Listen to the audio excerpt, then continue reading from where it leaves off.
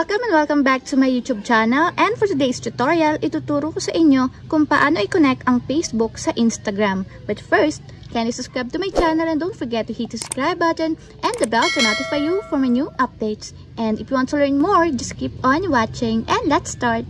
So, make sure na nakalagin dun sa inyong Facebook yung account na gagamitin ninyo para ma-connect sa Instagram. So, kapag okay na, kapag nakalagin yung inyong account sa Facebook na gusto nyong i-connect sa Instagram, i-open nyo na yung inyong Instagram account. So, make sure na meron kayong Instagram application. So, kung wala pa, pwede siyang i-download sa Play Store. I-search nyo lang yung Instagram. So, kapag may Instagram na kayo, i-open nyo lang yung mismong application. And then, pagka-open ng inyong Instagram, ganito yung lalabas. So, kung makikita ninyo, nakalagay is continue as. So, ito yung pangalan ng aking Facebook account na gusto kong i-connect. So, automatic naman yan. Once na nakalagin yung inyong Facebook account dun sa Facebook application, once na naglagay kayo ng Instagram, ganito yung lalabas. Continue as your name. So, kapag okay na, ito yung account na gusto yung i-connect sa Instagram, i-click nyo lang yung continue as your name. So, yan. Click nyo naman dito is yes to continue. So, dito may option. Pwede nyong i-sync this info or not now. So, i-click ko muna is not now. Then, dito naman, what's your name? Ilalagay ninyo kung ano yung inyong full name. So, lagay lang natin.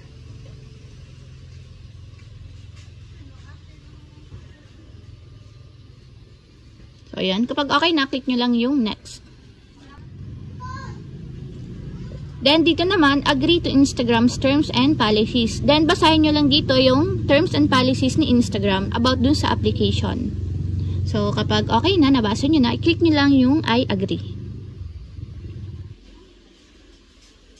So, yan dito, pwede na kayong maglagay ng gusto nyong profile picture. So, yan, pwede kayong pumili dun sa inyong gallery, or kung gusto nyo, skip muna natin, click nyo lang yung skip.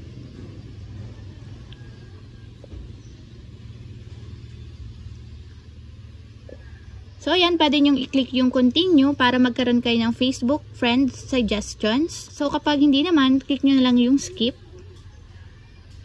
Then, click nyo ulit yung skip. Then, dito naman, depende sa inyo kung gusto nyo i-sync yung inyong contacts galing sa Facebook or hindi. So, kung ayaw nyo, click nyo na lang yung skip.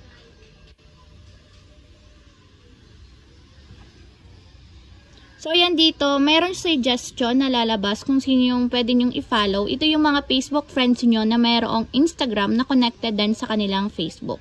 So, pwede kayong pumili dito. So, kung ayaw nyo naman, i-click nyo lang itong arrow sign dito sa taas. So, after nyan, lalabas na yung pinakang newsfeed ng inyong Instagram. So, ayan, ganito yung itsura ng newsfeed ng Instagram. So, para naman mapunta kayo sa inyong profile, i-click nyo lang itong parang profile picture na nandito sa baba.